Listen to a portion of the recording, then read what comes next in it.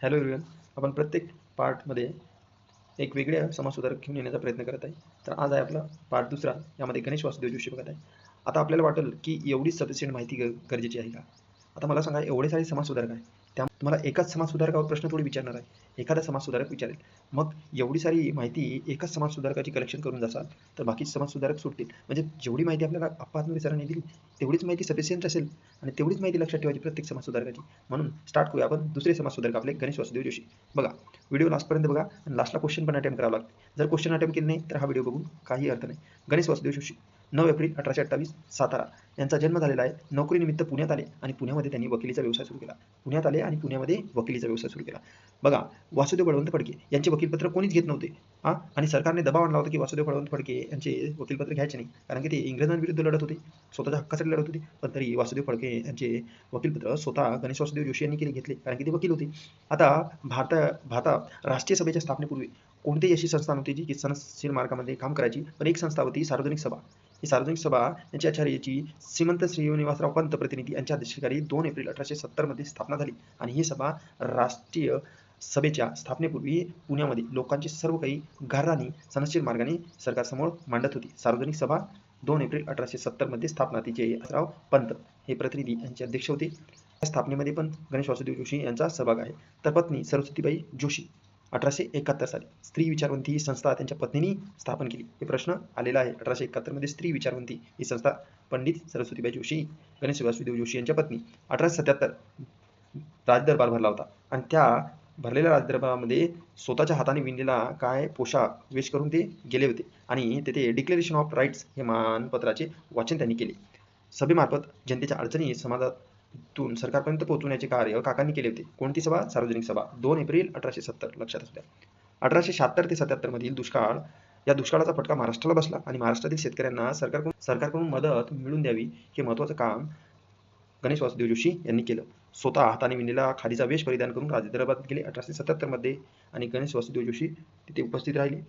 Railway उतारूंचे प्रश्न, संस्थानिकांचे अधिकार, राज्यातील दंगे याबाबत सरकारला सल्ला देऊन लोकहितांचे कार्य करण्याचे काम कोणी केले? गणेश वासुदेव जोशी यांनी. आता स्वदेशी व्यापार उद्योजक मंडळाची स्थापना महत्त्वाची आहे. स्वदेशी व्यापार उद्योजक मंडळाची स्थापना कोणी केली? गणेश वासुदेव जोशी.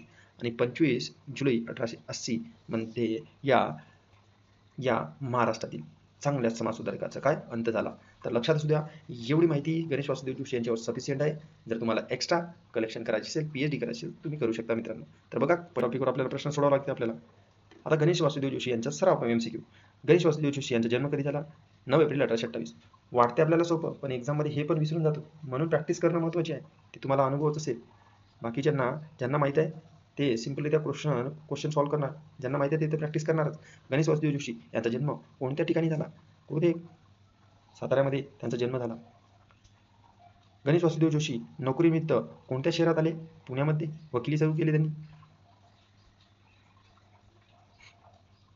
पुण्यात गणेश वासुदेव जोशी यांनी कोणता व्यवसाय सुरू केला? अरे, वकिली केली त्यांनी. वासुदेव बळवंत फडके यांचे वकीलपत्र गणेश वासुदेव जोशी यांनी का घेतले नाही? का घेतले? कारण की सरकारच्या दबावामुळे कोणीही ते घेण्यास तयार नव्हते, म्हणून त्यांनी घेतले. सार्वजनिक सभा कोणत्या दिवशी स्थापन करण्यात आली? सार्वजनिक सभा कधी स्थापन करण्यात आली मग? 2 एप्रिल 1870 मध्ये सार्वजनिक सभा स्थापन करण्यात आली. बघा, या सोप्या प्रश्नामध्ये पण आपण कन्फ्युजन होतो, म्हणून प्रॅक्टिस खूप महत्त्वाची आहे. सोप्या गोष्टी आपण विसरून जातो आणि अवघड गोष्टीवर आपला टाइम वेस्ट होतो. सार्वजनिक सभा कोणत्या अध्यक्षतेखाली स्थापन करण्यात आली? सार्वजनिक सभा कोणाच्या अध्यक्षतेखाली? श्रीमंत श्रीनिवासराव पंत प्रतिनिधी यांच्या अध्यक्षतेखाली. कधी स्थापन झाली? 2 एप्रिल 1870.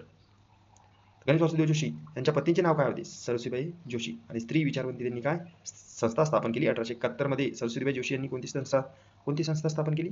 स्त्री विचारवंती.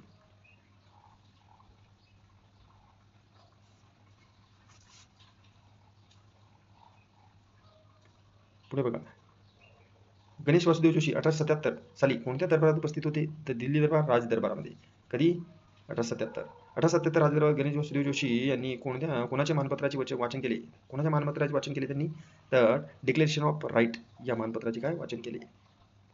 तर अशा पद्धतीने आपण गणेश वासुदेव जोशी यांच्याबद्दल प्रॅक्टिस केली. अवघ्या 5 मिनिटांमध्ये आपण व्हिडिओ कव्हर केला आणि 5 मिनिटं म्हणजे काहीच नाही मित्रांनो. तुम्ही चालता बोलता हे रिव्हिजन करू शकता. आणि अतिरिक्त गणेश वासुदेव जोशीबद्दल काहीच माहिती ठेवायची गरज नाही, कारण की भरपूर सारे आपल्याला समाजसुधारक कव्हर करावं लागतात. आणि हेच सफिशियंट माहिती आहे. या गणेश वासुदेव जोशीबद्दल एवढीच माहिती सफिशियंट आहे, मला असं वाटते. थँक्यू. भेटूया आपण नेक्स्ट पार्टमध्ये नेक्स्ट समाजसुधारकांसोबत.